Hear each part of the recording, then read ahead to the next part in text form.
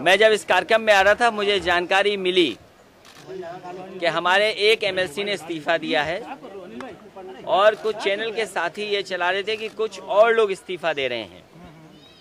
तो मैं यही कहना चाहूँगा, बुक्कल नवाब साहब हमारी पार्टी के बहुत पुराने हैं और अभी तो मैं उनसे ईद मिल के आया था। क्या बात है कि ईद के बाद अचानक बदलाव आ गया उनके अंदर। मैं बातचीत करूंगा उनसे, अगर वो कैद नहीं हुए होंगे कहीं। हालांकि मैंने फ़ोन मिलवाया था पार्टी कार्यालय से, वो किसी के यहाँ बैठे थे, उनके ड्राइवर ने बताया कि वो जैसे ही बाहर आएंगे तो बात करेंगे। तो एक बार तो हम बुक्कल नवाब साहब से कहेंगे कि आखिरकार क्यों बीजेपी के लोगों को मौका दे रहे हो कि जनता में न जाएं।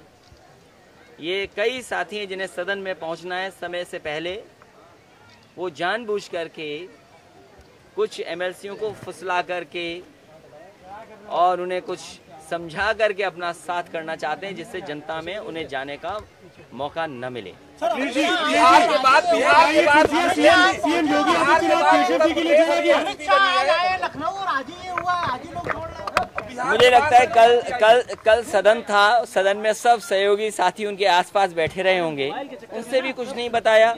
आज जब सदन खत्म हो गया है तो मुझे जानकारी मिली है कि सभापति जी को वो अपने एमएलसी पद के इस्तीफा देकर के आए हैं।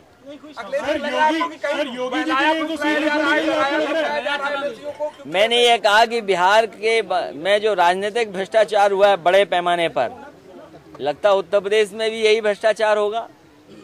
हम तो कहते हैं जनता देख रही है और जिन साथियों को जाना है वो चले जाएं, जो जाने वाला है उसको कोई नहीं रोक सकता है। मैं तो चाहता हूं कि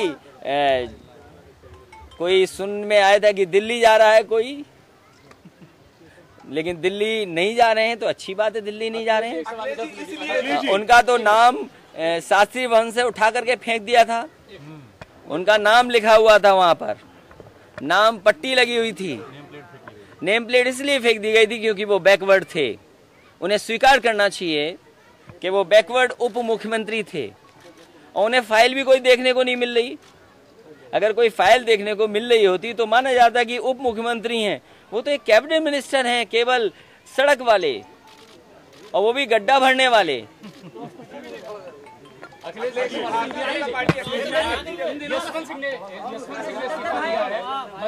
इस्तीफा देने के लिए सभापति से बात किए थे, उनको शिवपाल जी ने बुला लिया, वो दिल्ली जा रहे हैं। बुक्कल नवाब ने भी इस्तीफा दिया, 2 एमएलसी ने इस्तीफा दिया, तीसरे ने। बीजेपी बहुत समझदार है और उन्हें जवाब देना पड़ेगा जनता के बीच में कि राजनीतिक भ्रष्टाचार क्या होता है, और जो जाने वाला है उसको मैं कैसे रोक सकता हूँ। मैं तो विजडम इंटरनेशनल स्कूल में आया हूँ, उनको विजडम होनी चाहिए, इतनी सूझबूझ होनी चाहिए, इसलिए विजडम रखा ना, पढ़ा लिखा नहीं हो तब भी सूझबूझ तो हो, और फिर ये भी जानकारी हो जाएगी जनता को कि किसके कहने से इस्तीफा दे रहे हैं।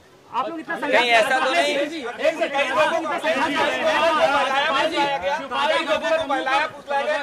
प्रेशर दिया जा रहा है, ऐसे में क्या लगता है क्योंकि बिहार के बाद उत्तर प्रदेश में देखिए ये देश की जनता बहुत अच्छी है। जब हम मुख्यमंत्री थे हमें नहीं पता लगा, हमारे खिलाफ भी वोट डाल दिया। ये तो दो जगह सरकार में है, दिल्ली और प्रदेश में, इनको भी नहीं पता लगेगा कि जनता ने कब इनके खिलाफ मतदान कर दिया। ये जनता सब देख रही है, सबका हिसाब किताब 2019 में होगा। आप लोग इतनी लड़ाई लग रही है बिहार से लखनऊ तक, और राम गोपाल जी पार्टी कर रहे हैं, माननीय प्रधानमंत्री को बुला रहे हैं, मतलब ये किस तरह का है? अब अगर 25 साल पूरे हुए हैं लोकसभा के और दावत रखी हो, अब हम भी कितनी दावत मना करें ये बताओ।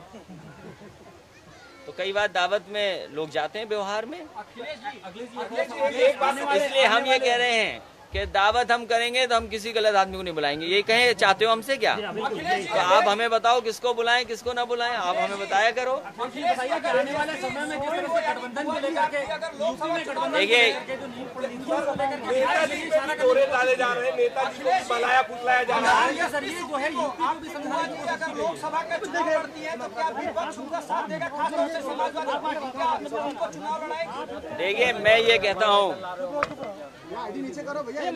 देखिए ये जो समझौते वाली बात है, मैं आपको इतना बता दूं, हम राजनीति में हैं, हम संबंध सबसे अच्छे रखते हैं और जब संबंध अच्छे होते हैं तो कब किससे सहयोग लेना पड़ता है ये जरूरी नहीं हम आपको बताएं। ये अश्वमेध है, बिल्कुल एक तरह से देश को कोई लग रहा है कि रुकेगा ये। बिहार का जो घटनाक्रम रहा है उसके बाद आपको लगता है कि एनडीए के खिलाफ कोई महागठबंधन की तस्वीर बन सकती है? अरे भाई, और उसमें समाजवादी पार्टी की क्या भूमिका होगी?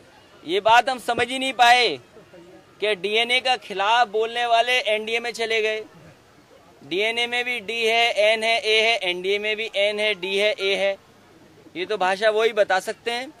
देख, कोई महागठबंधन बन सकता है उस घटनाक्रम के बाद? मैं समाजवादी पार्टी क्या भूमिका रहेगी? मैं आपसे कह रहा हूं कि किसान, गरीब, माताएं, बहनें, छात्र, नौजवान ये तो कह रहे थे हम सब किसानों का कर्ज माफ कर देंगे, ये तो कह रहे थे कि 2 करोड़ नौकरियां दे देंगे। तो ये सवाल बड़े होंगे जिस पे जनता जवाब देगी और कम से कम इन्हें बताना पड़ेगा कि देश को कितना आगे ले गए हैं। मानते हैं बहुत खतरनाक ट्रेंड स्टार्ट कर दिया है देश में, इस तरह जिस तरह घटा। मैंने आपसे कहा कि ये राजनीतिक भ्रष्टाचार जो कर रही है भारतीय जनता पार्टी बिहार से लेकर के उत्तर प्रदेश में, ये जनता सब देख रही है। समय आने पर जनता जवाब देगी। बहुत धन्यवाद प्रेस के साथियों।